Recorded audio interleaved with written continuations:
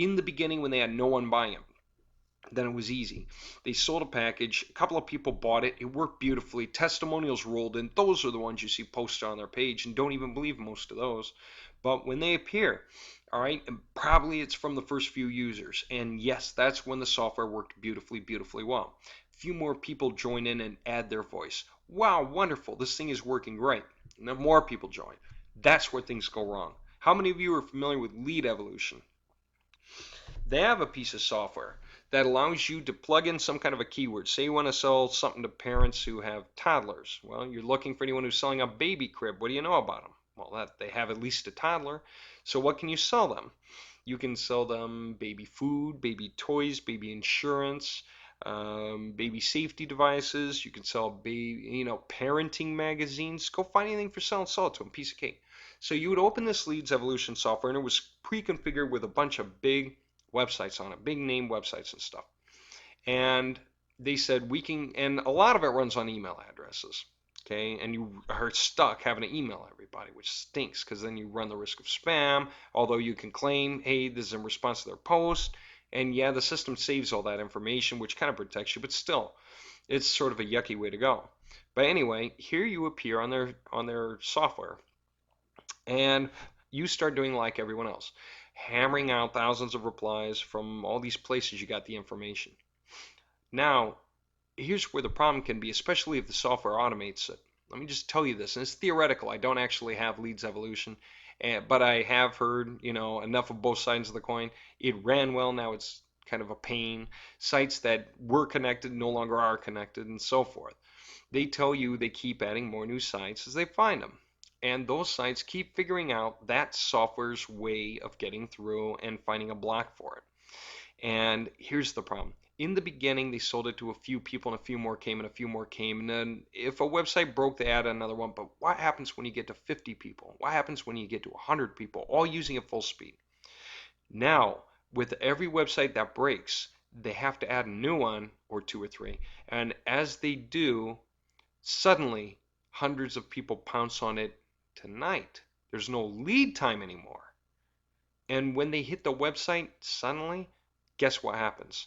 The website's alarms go off, bandwidth shoots through the roof, email server starts to get clogged, if that's what's going on. And what do they have to do? They have to find a way to break it. All right?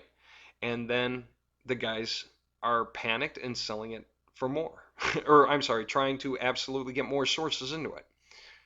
And they keep breaking faster and faster. So with everyone that keeps joining, the software becomes less efficient. It's the way of the world. It's the way of dynamics changing. It's the thing to keep in mind. If this guy sells a tool and I can afford it and I can use it, how long has it been around? Now you know why. It's important how long it's been around as part of it. It's not just a guess or a stab in the dark whether it's going down so much. It's the recognition that every new buyer pushes it closer to falling apart.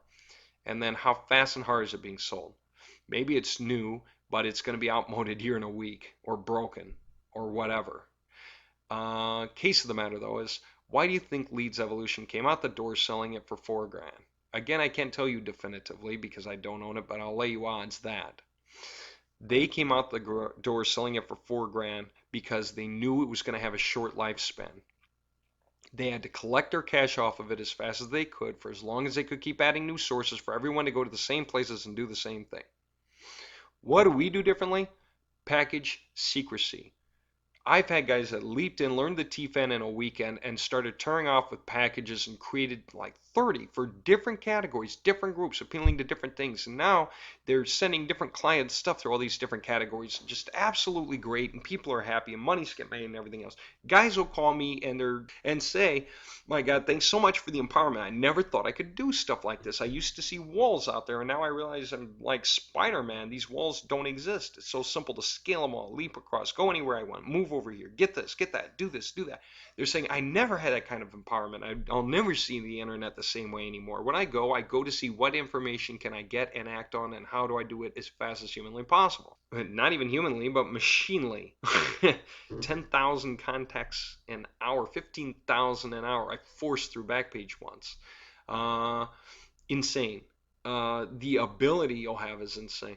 And if I were to say to the guy who's on the phone who said he had these packages going, he's making a lot of money, things are happening. If I were to say to him, great, What websites did you find to build packages on that are working for you? You know what I would hear on the other end of the phone? Click. Boo. No one's going to tell me. No one's going to tell anyone unless they're trying to sell it to everyone, which is after they got it running for themselves for as long as they wanted to. Package secrecy. The the point is this. You're going to find going on the internet, things work when you do not buy pre-configured tools from other people that's being sold to everyone. Either the owner can sell it to one guy exclusively for 20 or 30 grand, and that's it. That guy has 100% of the control of it. He can throttle it back and fly under the radar just like you can do with the T-Fan. But never buy pre-configured software where everyone does the exact same thing in the exact same place, the exact same time. That's crazy. Absolutely wrong. If they all have to go to the same website, wrong. If they all get to post their ads up in the same place, wrong. If they all are posting things with the same verbiage, like that killer sales letter, wrong. Um, Whatever it is, what you need is to know how to do it yourself, and then you choose a website that no one else is doing it on, and don't tell anyone where you went and what you built. Then go build another, then go build another, go build another. There's tens of thousands of these websites. Most of them don't have security on them because it's costly and nobody wants to take the time and effort to put into security. Security has zero value to a company at all from a cost basis until or unless they have to have it. And then what do? They go with the cheapest way to secure first. We saw that exactly with Backpage. Must have been 4 months of posting through there. And if we didn't put tens of millions of contacts through there, we put at least millions. I know that. Okay, millions of posts went through, or well, millions of replies we sent through Backpage. We didn't post anything. No one posted a single ad with that package. They contacted the guys who posted the ads, treated them like the market. So they'd hit the categories where the people matched up. Like Biz Ops guys for Biz Ops tools, real estate guys for real estate, whatever it is. Anything else? But, but absolutely amazing how far we got. And I would have loved to see the look on their faces when they started to come up with security tactics. At first they were seeing blips, but then those blips got massively huge and they couldn't ignore it anymore. And I don't remember what it was about, but I remember the first time that they looked in and figured out how to isolate what we were doing, that they could sort of see fingerprint wise. They could see how our software was operating on their site and separate it out from real people doing things manually. And so then they came up with a way to break that fingerprint. All right. And they came up with a twist on the security. And it would have been like the machine going down. Like that. And then a bunch of people, of course, contacted me all at the same time saying, hey, the thing's not working. And then I'll say, oh, Backpage, man, they improved their security. Let me see what's going on. And I'll go and I'll look and I'll figure out what they did because they leave a fingerprint by improving their security, and their fingerprint is something I can read. So I see what they did. And then I go, oh, I know how to overcome that. And so then I'd come up with a tweak, fix it, and let everyone know. And then guess what? I mean, the look must have been amazing. So I tell them, Backpage improved their security, but I found a fix. And then the next day, Backpage, I would have loved to see their jaws drop the first time that they heard the machine start back up. And then here they go thinking, what the? And so they have to turn around now and try to figure a new way to break it. And that comes up a little while later. So then they knock it down again. By the next morning, I would have loved to see the look on their faces. They never contacted me because they knew they couldn't hit me for anything. There's no spam. There's no I agreed to their terms. Never had to. There's no, if they really wanted to lock it up, it would have been simple. They would have put a username and a password on the whole site, and they would have been able to keep guys like me out and guys I'm training out and softwares like ours out. But what they have to do is increase their security. But they always go cheap and easy and get better as they go. They came up with 5 security upgrades. Nobody ever got hit for spam because there is no spam on contact forms. You don't send anyone's email address. You didn't send from your own email address.